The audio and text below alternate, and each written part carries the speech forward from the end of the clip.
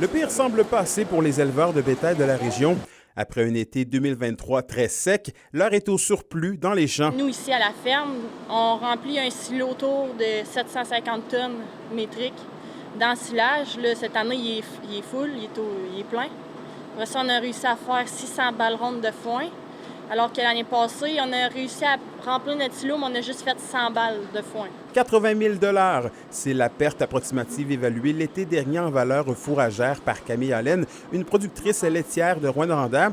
Bien qu'il soit trop tôt pour donner un chiffre exact sur les gains de cette année, elle salue la météo clémente des dernières semaines qui lui permettent de relâcher la pression. On a de la pluie, on a de la chaleur.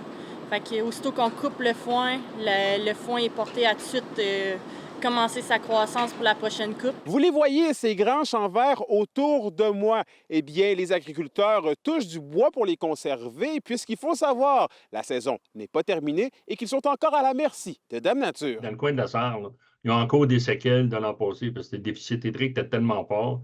Puis je sais qu'il y a un secteur aussi dans le sud du Témiscamingue qui a eu quand même beaucoup de sécheresse, là, c'est l'an passé. Là.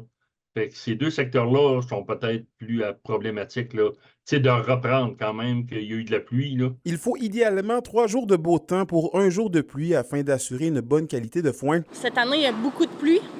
Fait que ceux qui font du foin sec, c'est extrêmement difficile parce que ça prend une grande période de temps sans pluie. Camille Allen avoue avoir appris de la saison dernière. Elle avance également qu'un changement dans les pratiques sera nécessaire pour éviter d'éventuels scénarios catastrophes. Pour les prochaines années, je vais attendre au moins après la deuxième coupe avant de vendre mes surplus.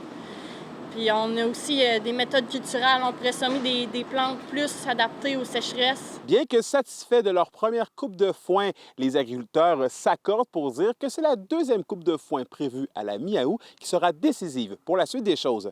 Anthony Dallaire, RFI Nouvelles, Rouyn-Noranda.